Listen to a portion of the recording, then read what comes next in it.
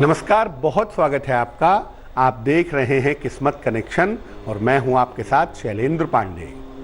आज हम ज्योतिष के ऐसे 3 योगों के बारे में बात करेंगे जिनको ज्योतिष का महायोग कहा जाता है और अगर ये कुंडली में बनते हों, अगर ये कुंडली में हों तो आदमी जीवन में विशेष हो जाता है, आदमी जीवन में विशेष सफलता प्राप्त करता है।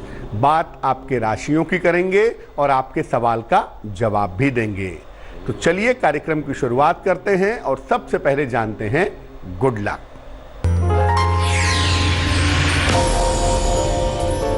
मोरपंख का एक पौधा होता है। ऐसा माना जाता है कि इसकी पत्तियां विद्यार्थियों को अपने पास रखनी चाहिए। ऐसा करने से एकाग्रता में और बुद्धि में सुधार होता है। सबसे पहला महायोग है गजकेसरी योग। ज्योतिष का सबसे बड़ा और सबसे ज्यादा शुभ योग अगर कोई है तो वो गजकेसरी योग है। इस योग के कुंडली में होने पर व्यक्ति विशेष हो जाता है। जब चंद्रमा से बृहस्पति केंद्र में बैठा हो तो कुंडली में गजकेसरी योग बन जाता है। योग में बृहस्पति अगर कर्क में हो या चंद्रमा अगर वृषभ राशि में हो तो ऐसे लोग महान बन जाते हैं, इतिहास बना देते हैं।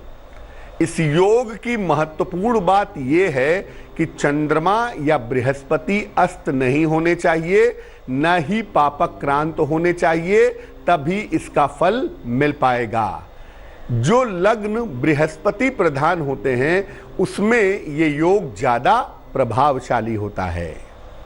मेष, वृष और मिथुन राशि वालों का वक्त कैसा है, आइए जानते हैं।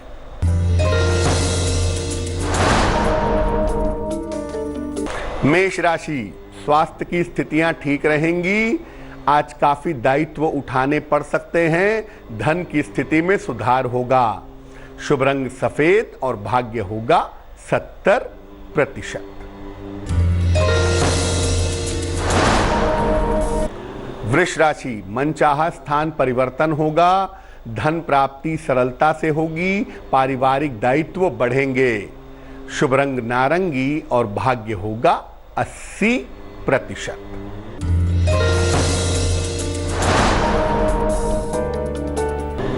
मिथुन राशि, विवाह और प्रेम के मामले में सफलता मिलेगी। उपहार सम्मान का लाभ मिलेगा। करियर की स्थिति में सुधार होगा। शुभ रंग बैंगनी और भाग्य होगा 75%। अब ये जानते हैं कि अगर कुंडली में गजकेसरी योग है तो किन बातों का ध्यान रखना चाहिए। जिन कुंडलियों में गजकेसरी योग हो ऐसे लोगों को अपने बड़े बुजुर्गों का, माता पिता का सम्मान जरूर करना चाहिए। ऐसे लोगों को अपने खान पान में और अपने आचरण में सात्विकता रखनी चाहिए। झूठ बोलने से और मांस मदिरा का प्रयोग करने से परहेज करना चाहिए और दोनों समय ईश्वर की उपासना आराधना अवश्य करनी चाहिए। कर्क, सिंह और कन्या राशि वालों का वक्त कैसा है, आइए जानते हैं।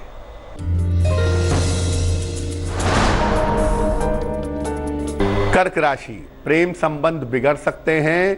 पारिवारिक दायित्व उठाना पड़ सकता है। महत्वपूर्ण निर्णय लेना ठीक नहीं होगा।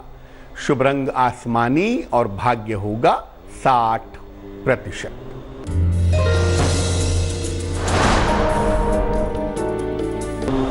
सिंह राशि, सेहत में सुधार होगा। नौकरी में परिवर्तन का निर्णय लेंगे। अचानक धन की प्राप्ति हो सकती है। शुभ रंग नीला और भाग्य होगा 70%।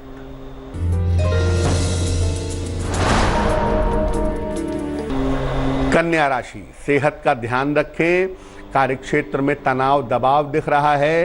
रोजगार की स्थिति में सुधार होगा। शुभ रंग धानी और भाग्य होगा 65%। दूसरा योग है बुधादित्य योग।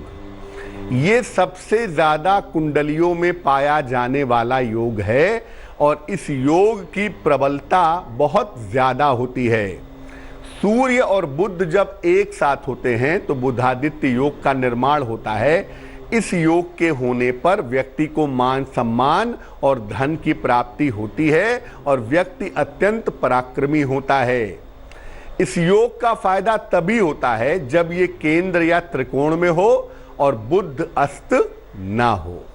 चर्चा को आगे बढ़ाएंगे, लेकिन इसके पहले आपके सवाल का जवाब जान लेते हैं। समानिता मित्रा ने हमें सवाल लिखा है, कोलकाता से लिखती हैं, अपने भाई के बारे में जानना चाहती हैं। भाई का नाम है प्रोबोल मित्रा।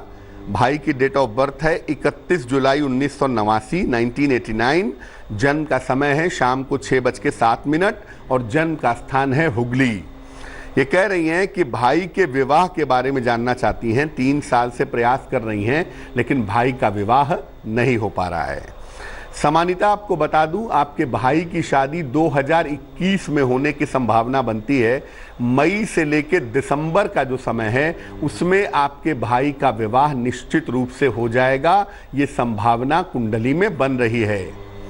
दूसरी बात यह है कि इस कुंडली में वैवाहिक जीवन में थोड़ी दिक्कतें दिखाई देती हैं, इसलिए जब भी शादी की जाए कुंडली मिला करके ही शादी की जाए तो ज़्यादा बेहतर होगा। शीघ्र विवाह के लिए, अच्छे विवाह के लिए अपने भाई को एक ओपल बनवा के पहना दें।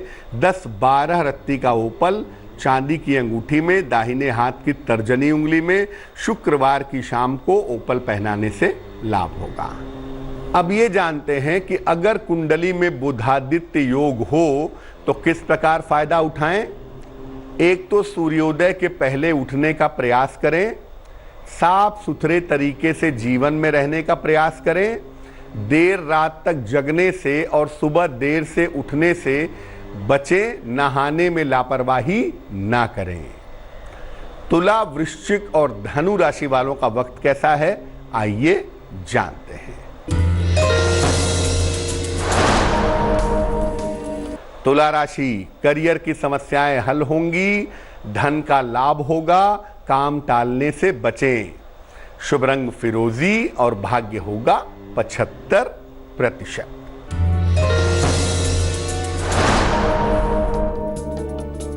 वृश्चिक राशि, धन के नुकसान से बचें, सेहत का ध्यान रखें, भगवान शिव की पूजा करें। शुभ रंग गुलाबी और भाग्य होगा 60%।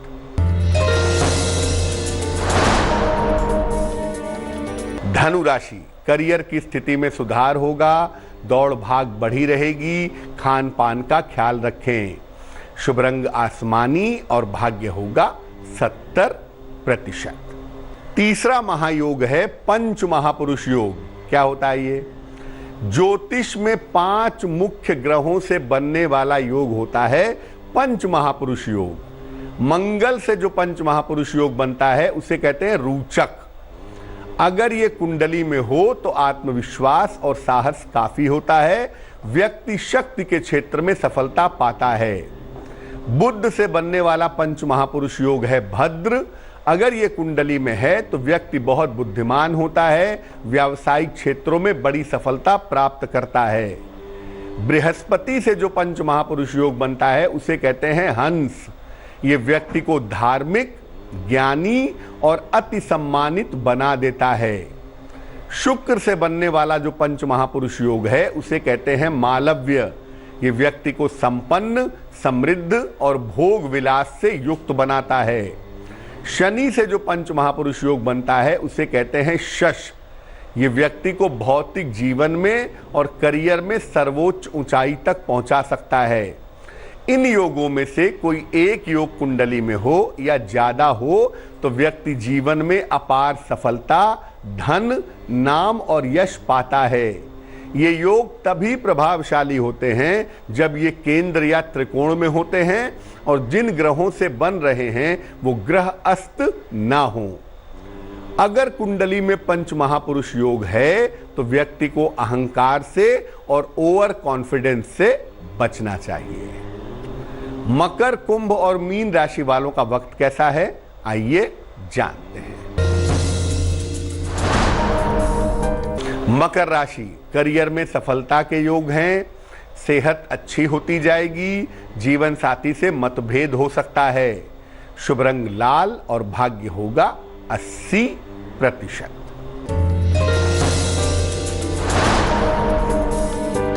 कुंभ राशि, धन लाभ के योग बनते हैं, मान सम्मान उपहार की प्राप्ति होगी, परिवार में खुशहाली आएगी। शुभ रंग क्रीम और भाग्य होगा 90%। मीन राशि, संपत्ति के मामलों में सावधानी रखें, जीवन साथी से विवाद हो सकता है, भगवान शिव को जल अर्पित करें। शुभ रंग सुनहरा और भाग्य होगा 60%। तो आज हमने ज्योतिष के 3 महायोगों की बात की। अब जान लेते हैं क्या है आज की सलाह।